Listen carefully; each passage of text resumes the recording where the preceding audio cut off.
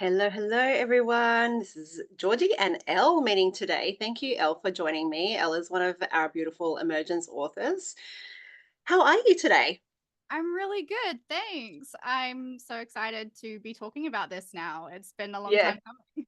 yeah. I had a little interview with Anna earlier, and I was like, how long have we been? It's been like 9 months, nearly a year that we've been creating this project. So now we're at the tail end, and it's all becoming really real. Um, so, Elle, tell me a little bit about yourself and your story in emergence. Yeah, so I am a soul therapist from Brisbane, Australia, and I grew up with psychic and mediumship abilities that led me to feel a bit excluded from modern day society and coming up in the world. And this was a bit of a challenge I had to learn to navigate and learn to accept and embrace about myself. And this is a lot to do with a lot of the work that I do, and it's a lot to do with my chapter and my story. And in this book is, coming to a sense of acceptance and embracing who we really are to our entirety. Yeah, our entire essence. And you do that so beautifully in your chapter. Um, what is, can you give us a little bit of a background or what is the key message, the key transformation that you want is like the key takeaway for the reader when they come and read your chapter? I think it's really about the concepts of time and how time we are led to believe is in such a formatted and linear sense. And this is how it has been and has to be and always will be. And when my mind was shifted and past life regression came into my experience, came into my awareness, it broke down those constructs for me. And it allowed me to see things not through the scope of time, but actually see things from the entire tapestry of experience. So I had opened my world to a completely, I guess, new experience around time and a new understanding around time that I felt would be beneficial for other people to know as well, because so many people are out there feeling like they don't belong here. They're not accepted. They don't belong in this world. They don't belong in this family, this environment, this country, like Yeah, whatever the situation, this country. yeah. Um, and it's something that I found my way through with the help of past life regression. And it's not something that's really talked about. It's kind of something that is considered more alternative and a little bit, woo woo and spiritual, which on one side it is, but on the other side, it is very neurological. And it is something we are accessing a different part of your brain. We are putting you in a different brainwave state to access these memories. And the just the insights and everything that it unlocked just completely transformed my life and in a way actually saved my life. So Mhm. it's something that I'm very passionate about, and it's something that I want to encourage into more of a mainstream conversation of, what, even if you feel like you don't belong here and now, somewhere throughout time you have belonged, and we'll find that place and we can draw from that energy as well. And then by doing that, does that make them, I know this work deeply, so I like it's a rhetorical question for me, but by doing that, that helps them to come back into this present moment and feel like they do belong in the like in Absolutely. this very body, this very moment in time, because we are multidimensional beings. We what everything that you're talking about is quantum science, and there is a movement and a shift towards more of this research and more of like accessing different parts and essences within us, because it like I could talk for hours and days on this stuff because it is so fascinating.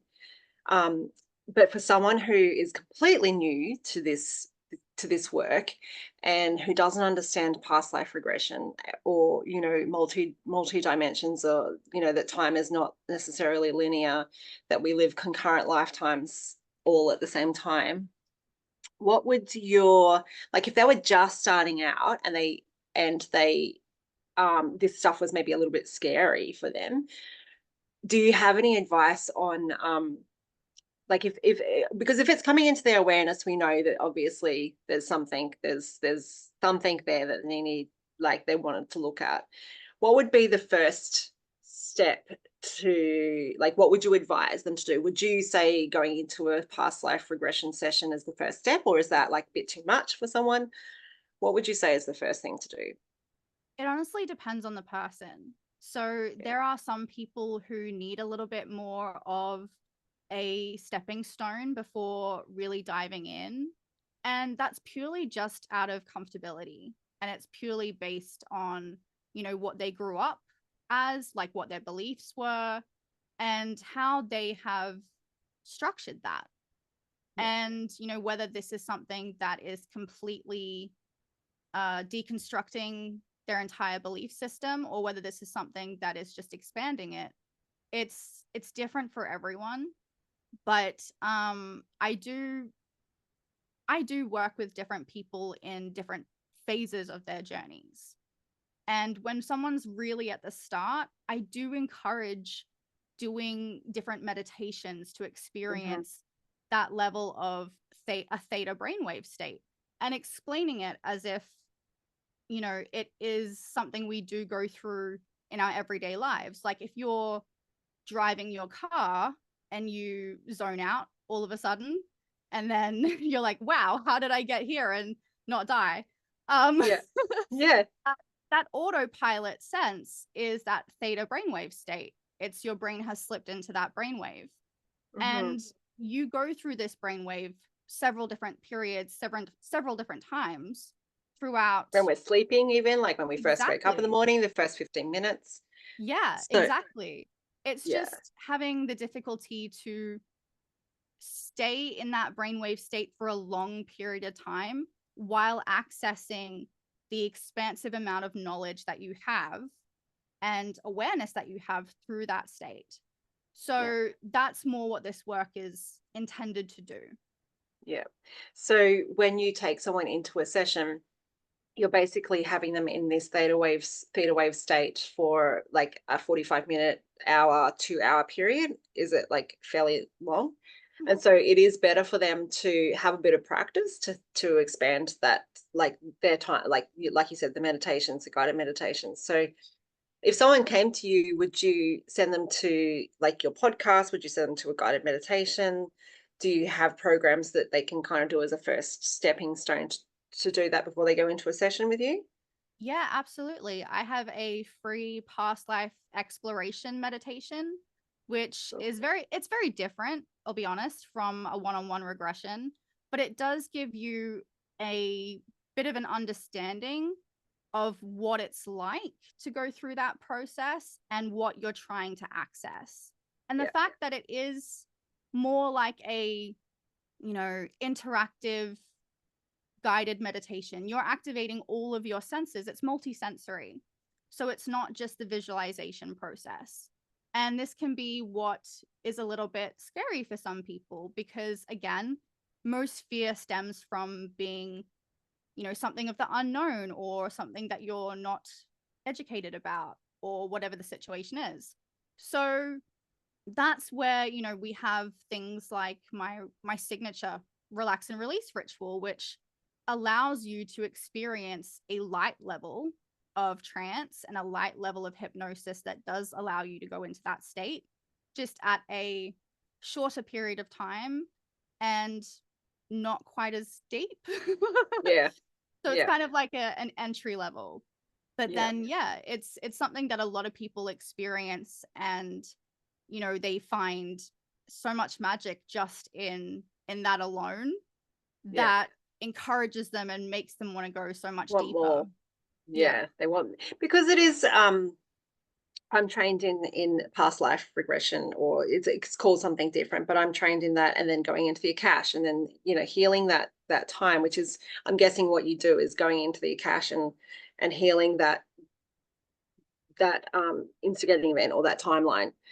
Is that what you do, is going into the Akash, or is that something you call it you call it something different? That's what I'm trained in, and the level of transformation that can occur when you do that work, when you go in and you heal that trauma from that part, or concurrent lifetime. It is I don't want to say addictive, but it's almost like that feeling of inner peace that you get from coming, like, kind of putting a piece of yourself back together Yeah. and getting more and more, like, layering that on top of each other and becoming more whole. Yeah. Is that like the feeling that they get? And so then, the most people, of course, the first few days are a bit like, whoa, what just happened? That's wonky. But then once you've, alchemized and integrated that, then it's almost like, well, once you've seen what you've seen, you can't unsee it. And so that's what takes people on that, I guess, journey of awakening, um, and coming back to themselves. And the way that you do it, it just makes sense, I think. Like, for a lot of people, I'm guessing that's probably why you have people coming back to you and returning and sending all of their friends. And Yeah. I've, it's I've had to set a rule that, you can't have multiple past life regressions in a small period of time. There's got to be at least 8 weeks in between. yeah, So at yeah, least.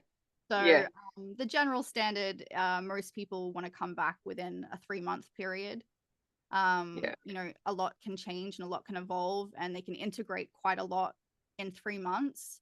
And it's something that, again, differs from person to person, but that tends to be, the average, I guess. yeah, Yeah. yeah. So, in your going back to your chapter, you've said that the key message for the reader is time, and understanding that time is not linear. What would be the key transformation for you through writing this? Like, how has this supported you in your journey, by getting this out of your heart onto paper? I think there's a lot of me that felt like I had talked about this or expressed this.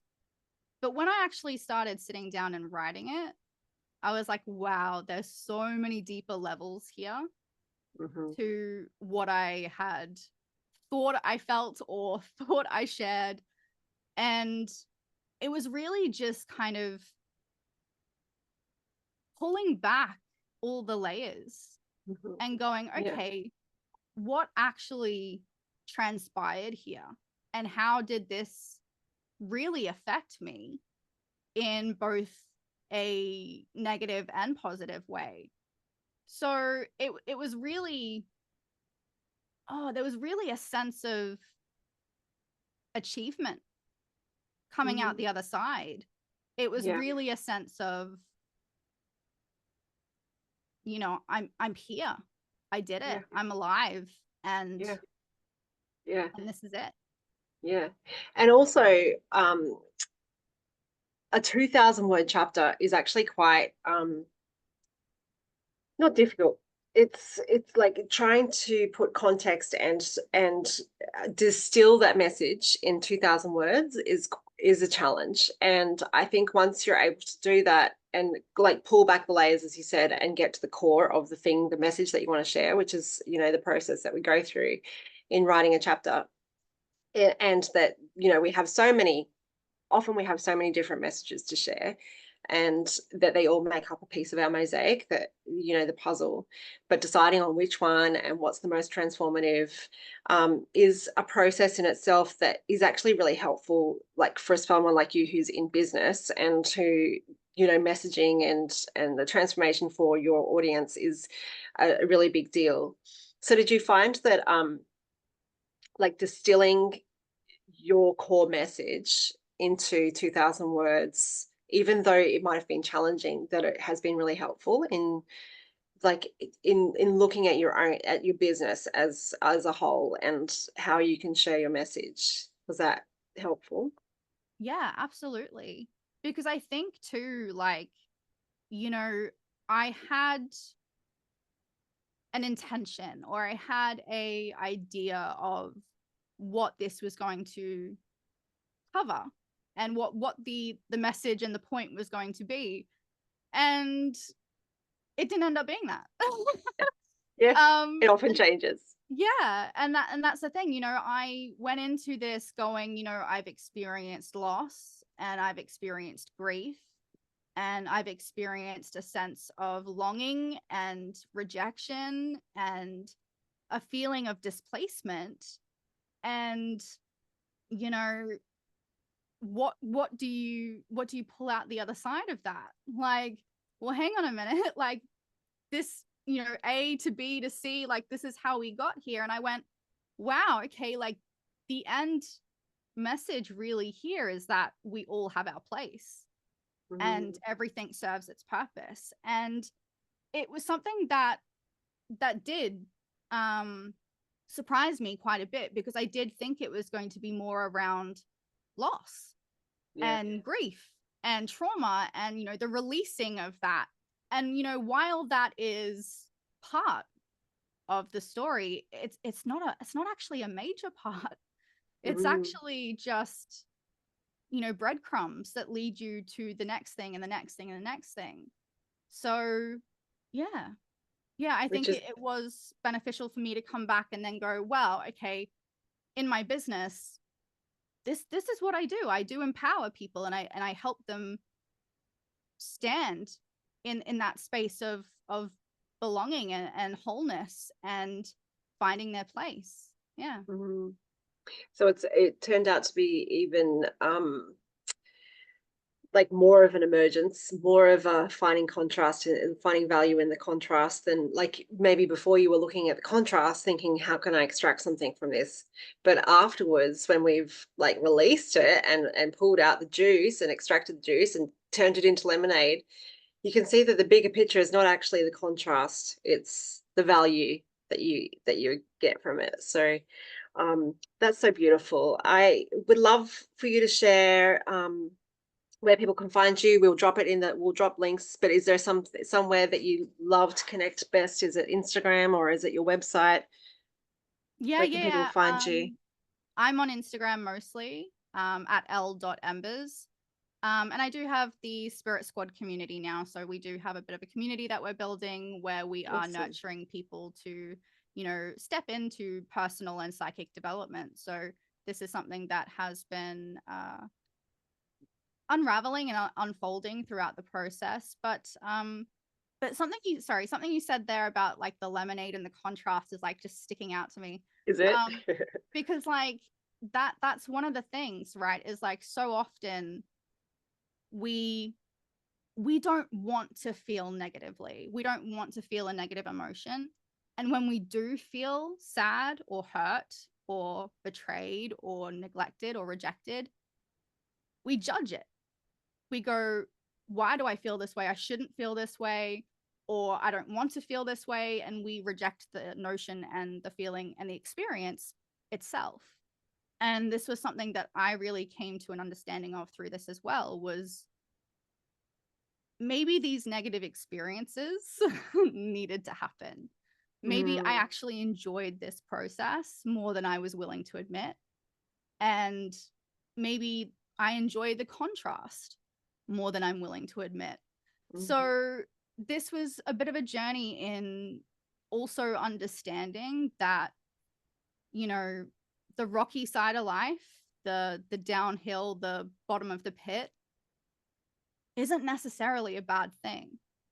It's a bad thing if you focus on that and yeah, decide that it is. yeah. But in reality, if we just allow ourselves to feel those emotions and let it go through us in whatever way that it needs to and stop judging it, beauty and magic can really come through the other side. And I feel Yeah. like that's what I found through my journey. And that's what I also found in writing the book. Like, Mm, writing my chapter, I still don't think I've read it through once and not cried. mhm.